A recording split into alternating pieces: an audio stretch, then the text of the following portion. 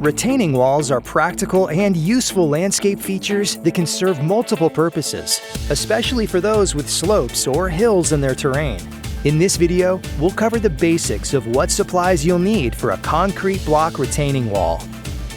Let's dive in. Call before you dig. The first crucial step is to call 811 before digging to protect yourself and your utility lines. We recommend having at least one helper for this project. After choosing your materials, measure the total width and finished height of the proposed wall. Use the Home Depot's block calculator to determine the number of blocks you'll need. Don't forget, some or all of the first level will be underground. Consult the manufacturer's instructions for specific requirements. Depending on your exact build, additional drainage materials may be necessary. We'll go over those later in the video.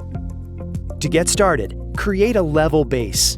Mark off the area using grade stakes and string.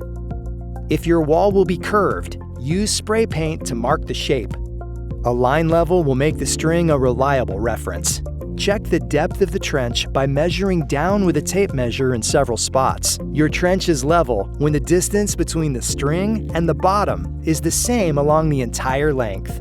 Using a trenching shovel, dig a trench for the first course of wall blocks. The trench should be deep enough to bury at least half of the first course of blocks, plus 3 inches of paver base, and twice as wide as a paver block.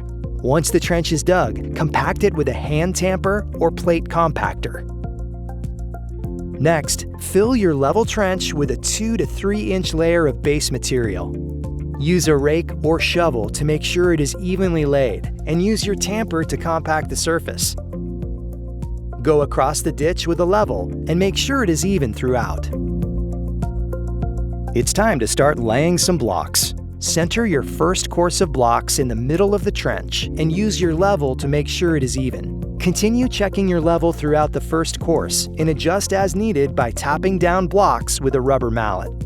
We will repeat this process and start building up in staggered rows. For this, we will need to cut end blocks to fit correctly. Some retaining wall blocks have a notch on the backside, which allow for easy splitting with a hammer and chisel.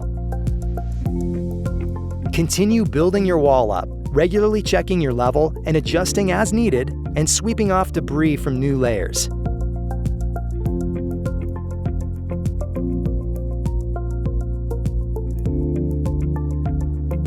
As mentioned before, you may need some additional drainage materials such as landscape fabric, gravel, drain lines, etc. If you're unsure of exactly what you'll need, just go find an orange apron at your local Home Depot.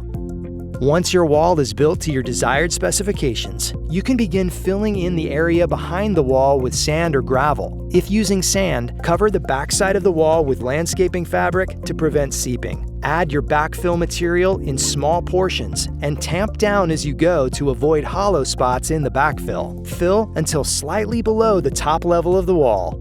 Clean up your final layer and fill in behind the wall with your favorite plants and flowers.